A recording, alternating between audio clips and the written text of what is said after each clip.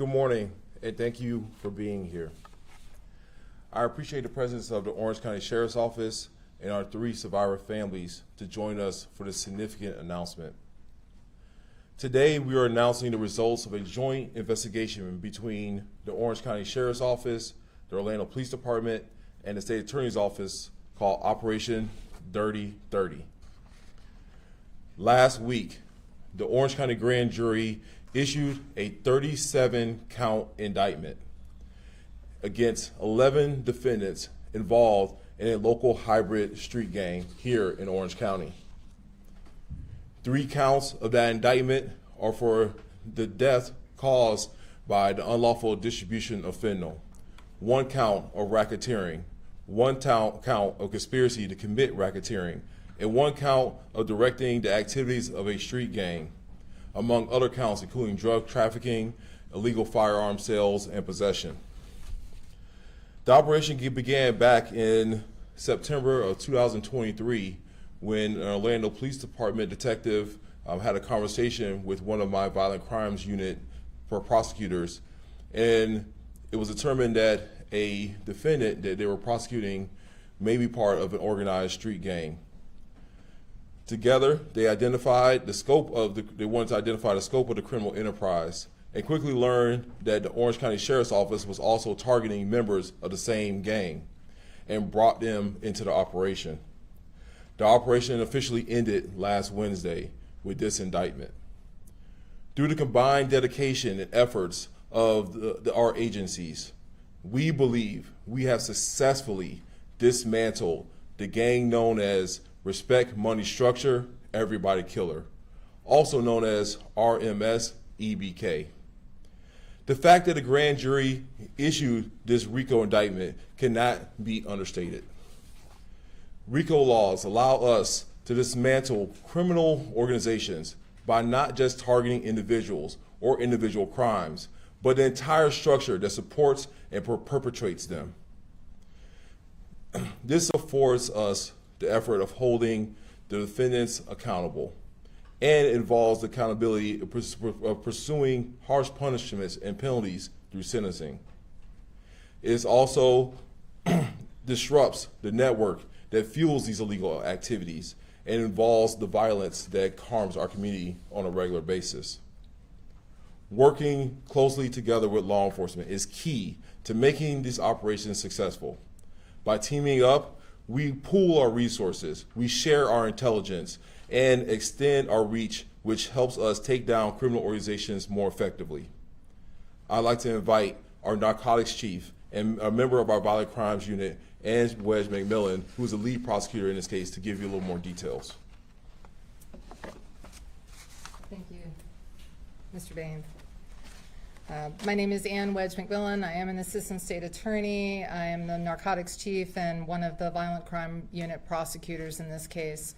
As you just heard the state attorney say, Respect Money Structure, Everybody Killer is defined as a criminal gang under Florida Statute 874-04.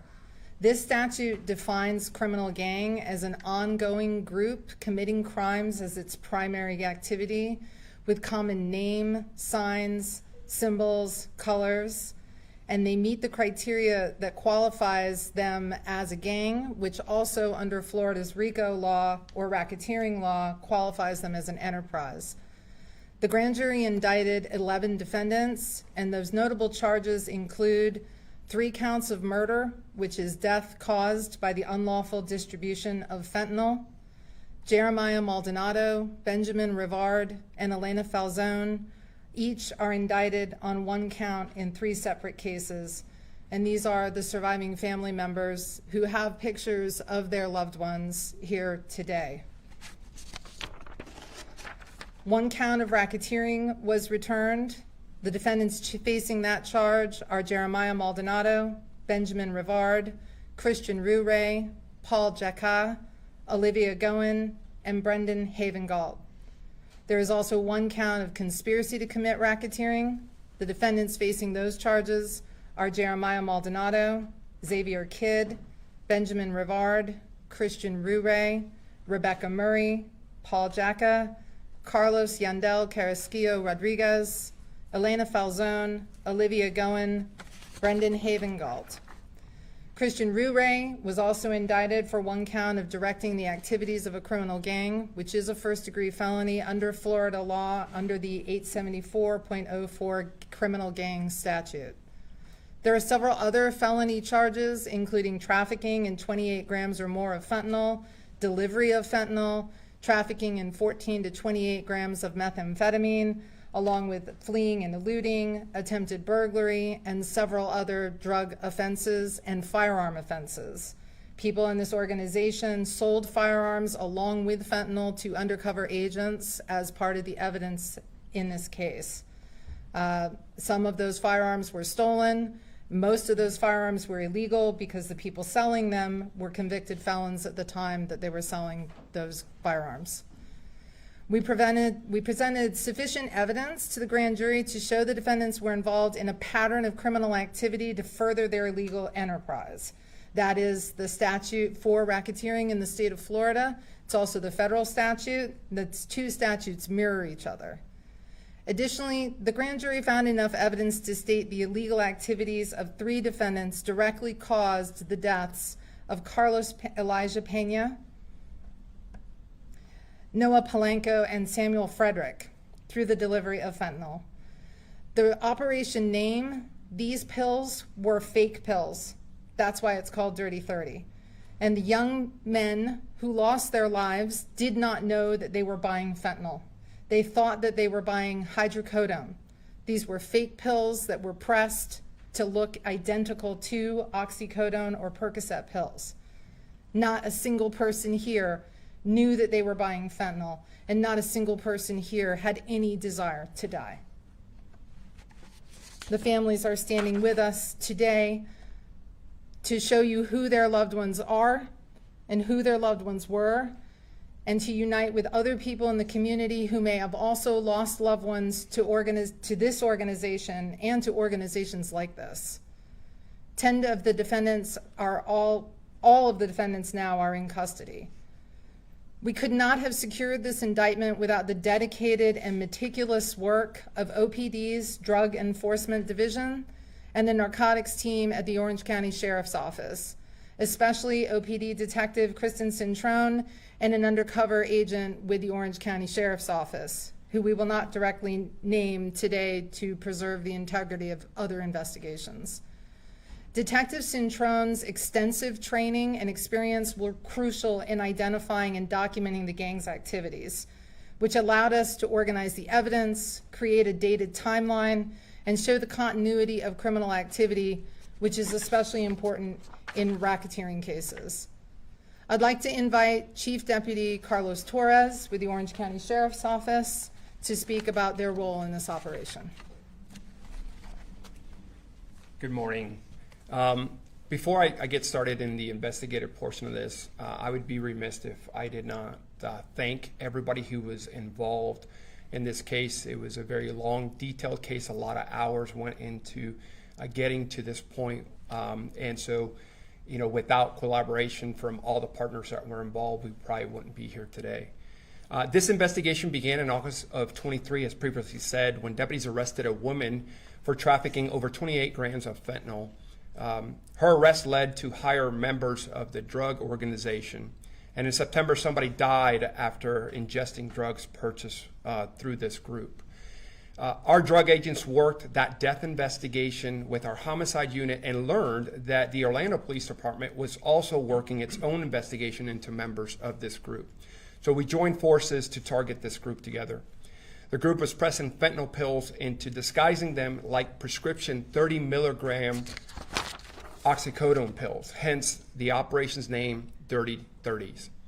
This case illustrates what is possible when our respective agencies, law enforcement, and state attorney's office work together to remove the threat of deadly drugs from our streets. We appreciate state attorney for pushing these cases forward and pursuing murder charges. When these drug trafficking organizations sell deadly fentanyl disguised as oxycodone, they know it's likely going to create a death in overdose, but they don't care.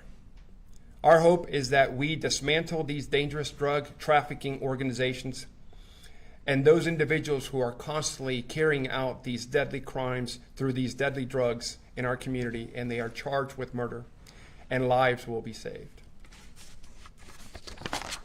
I will now pass it on to State Attorney Bain.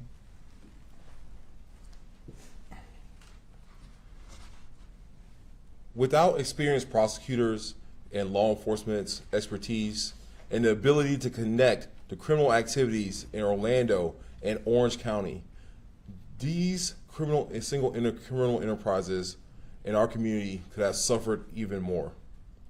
This is why I created the Violent Crimes Unit, to work with our agencies, to build strong cases, and to disrupt the most violent crimes happening in our community.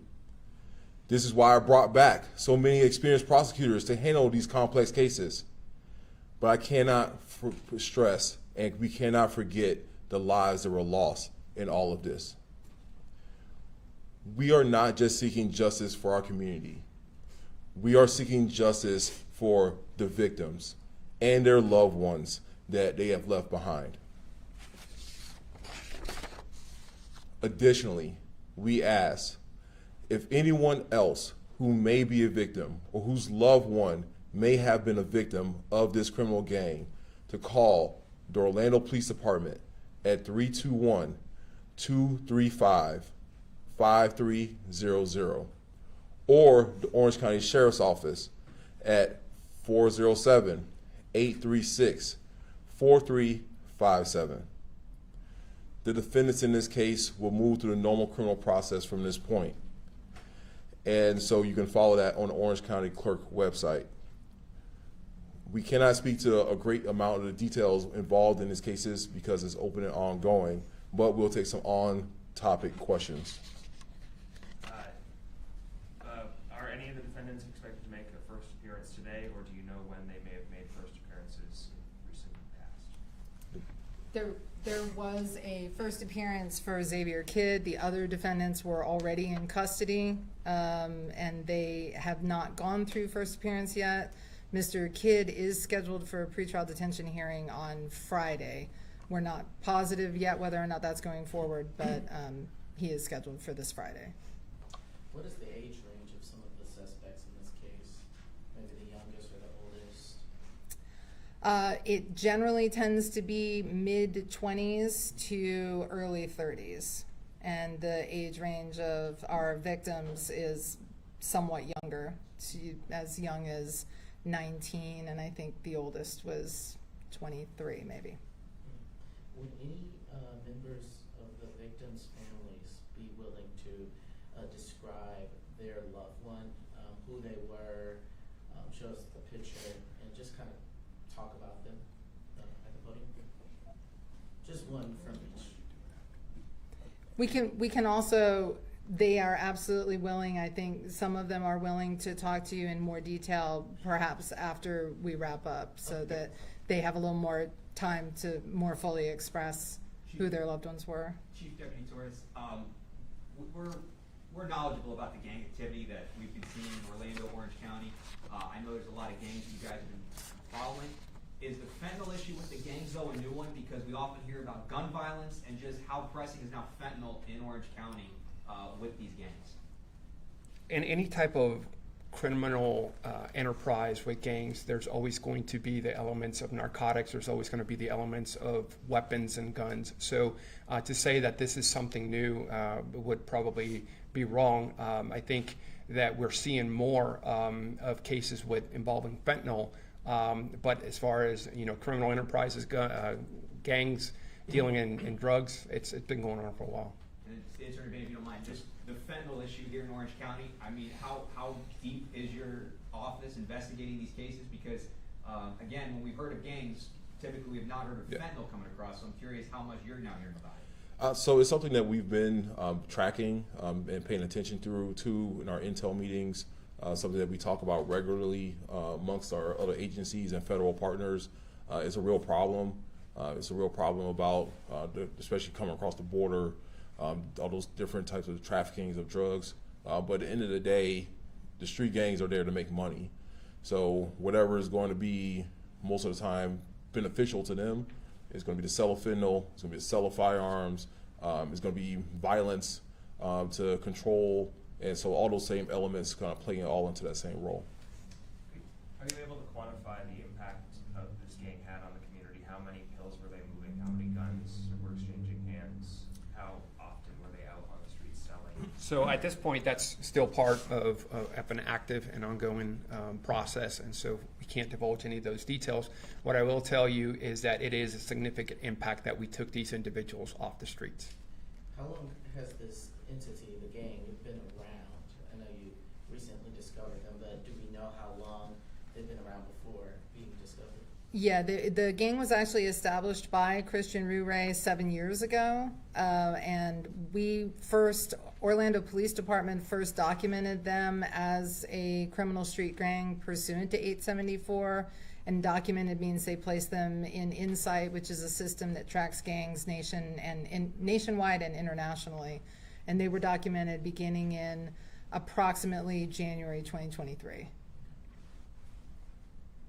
Mayor Torres, para nuestra audiencia hispana que está en sintonía ahora, ¿puede dar un breve resumen de lo que... ¿Lo podemos hacer cuando terminemos? Claro que sí. Do you anticipate more indictments coming for other gangs? I mean, this is not a new issue. No, I hope so. So I can tell you that, as you know, my office is all about protecting our community. And so the more of these gangs we can get off the streets, the more that we can keep our community safe. And so that's going to be the goal going forward, hopefully. And I don't know if you can answer this or Torres can answer this, but we also know we've heard in the past FBI's been helping Orange County with gangs. Do we have any idea how many gangs and people we're discussing here? I mean, we've always heard different gang names, but I don't think we've ever gotten an answer how many gangs there are here in Orange County. We have gang units in all our major crimes. So that's. But how many Orange. gangs do we have here that you were aware of? So That number? and I wish I could give you an exact number, and the reason why I can't give you an exact number is because these gangs are so-called, they call themselves gangs. They're not really truly meeting the definition of a gang, and some of these individuals also have offsets. So to be able to give you an exact number, How many is the sheriff's office aware of? several in the county. Dozens? It would probably be more than a dozen. I know you gave us the charges, but it just realistically, how much time are these defendants, especially the ones facing murder, what are we looking at? Is this? They're looking at life. Life, okay. All right. So thank you all, and I appreciate you for coming.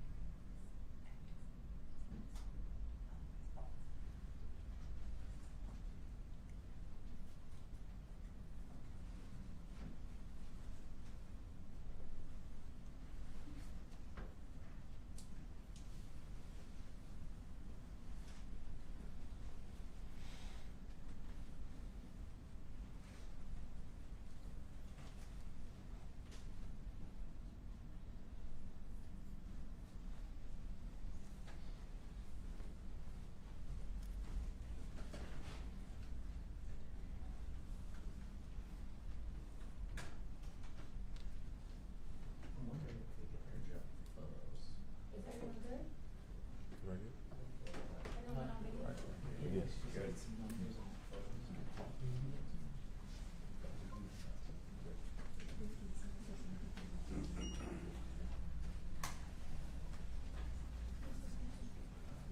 Then you guys have